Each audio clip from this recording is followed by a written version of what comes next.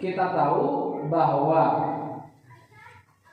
orang yang kemudian tinggal di Mekah, khususnya dekat Ka'bah itu adalah Ibunda Ismail awalnya. Jadi siapa? Ibunda Hajar, ya. Ibu Hajar. Ibu Hajar kemudian tinggal di Ka'bah, dekat Ka'bah itu, Ka'bah yang masih waktu itu masih fondasinya belum dibangun. Jadi Ka'bah itu pendapat kuat, ada yang mengatakan sudah dibangun sejak zaman Nabi Adam. Hanya kemudian terjadi banjir besar pada zaman Nabi Nuh, hancurlah Ka'bah itu, tinggal fondasinya.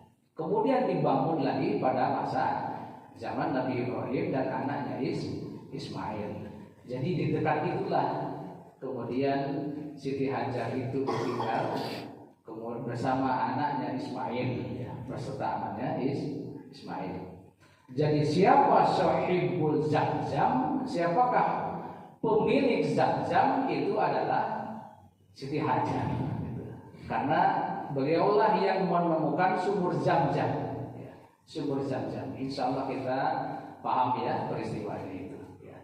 Jadi dari situlah kemudian datanglah orang-orang Yaman hendak berdagang ke Syam, melihat sekelompok burung yang berputar di suatu daerah, yakni sekitar Ka'bah, karena di situ ada sumber air.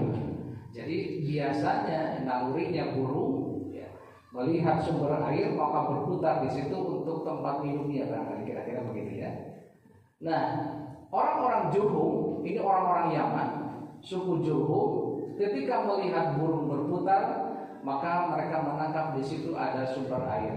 Maka didatangilah tempat itu. Di sanalah didapati seorang ibu dan anaknya, yakni Ibu Hajar dan Ismail bin Ibrahim. Maka dengan izin Siti Hajar, maka suku Jurhum pun pada tinggal di sana. Ya, akhirnya semakin banyaklah di sana bermasyarakat, semakin besar bertempat tinggal di daerah Ka'bah itu, dekat Ka'bah itu.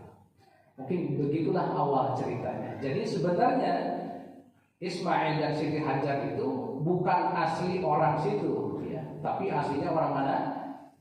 Dari daerah Palestina, ya, dari daerah Palestina. Jadi Zamzam, kalimat Zamzam pun bukan asli bahasa Arab, tapi bahasa Palestina. Namun ada kedekatan antara bahasa Palestina, bahasa Suryani atau Suria, ya, dengan bahasa Arab. Jadi bahasa Arab itu sebenarnya dari Jurhum.